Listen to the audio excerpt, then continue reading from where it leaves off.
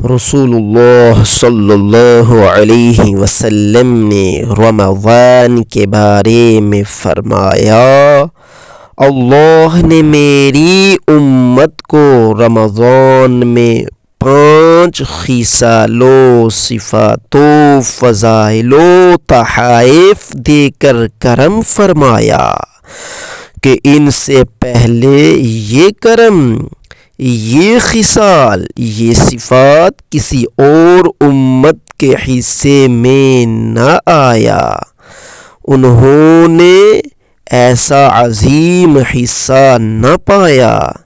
ان سے پہلے، میری امت سے پہلے کسی دوسری امت نے ایسا عظیم حصہ نہ پایا۔ پہلا تحفہ، پہلا کرم، روزے دار کے منہ کا ذائقہ اللہ نے اپنی بارگاہ عالیہ میں کستوری و مشک سے بھی پاکیزہ و اطیب بنایا۔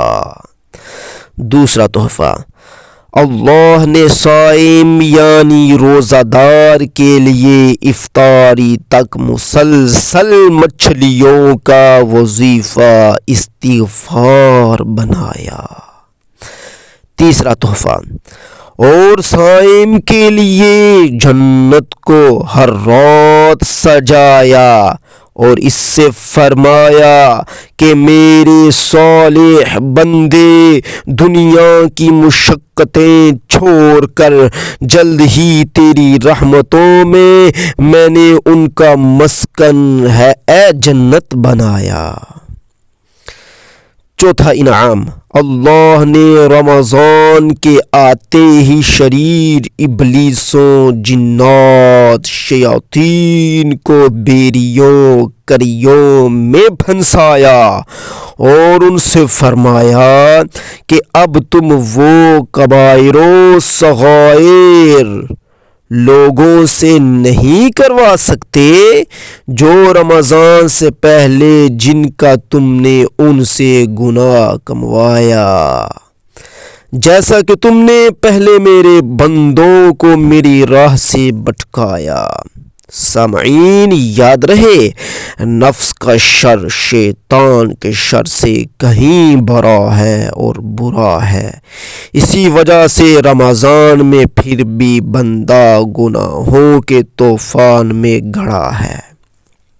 پانچواں تحفہ، صائمین کو رمضان کی آخری شب اللہ نے بخشش کا پروانہ سنایا۔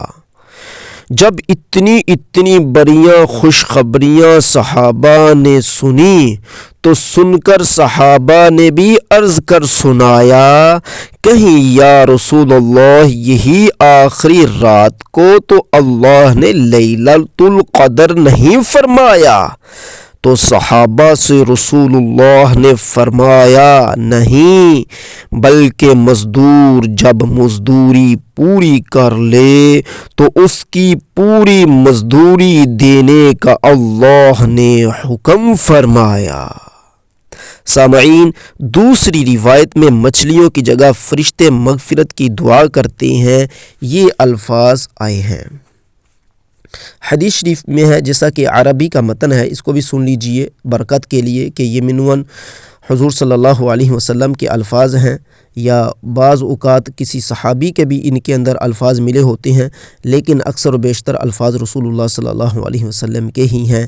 عن ابی ہریرہ قال قال رسول اللہ صلی اللہ علیہ وسلم اعطیت امتی 5 خصال فی رمضان لم تعطهن امة قبلهم خلوف فم الصائم اطيب عند الله من ريح المسك وتستغفر لهم الحيتان حتى يفطروا ويزين الله عز وجل كل يوم جنته ثم يقول يوشك عبادي الصالحون أن يلقوا عنهم المؤنة ويسيروا إليك وتصفد فيه مرضة الشياطين فلا يخلصوا فيه إلى ما كانوا يخلصون إليه في غيره ويغفر لهم في آخره في آخر ليله قيل يا رسول الله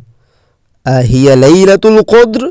قال لا ولكن العامل إنما يوفى أجره إذا قضى عمله.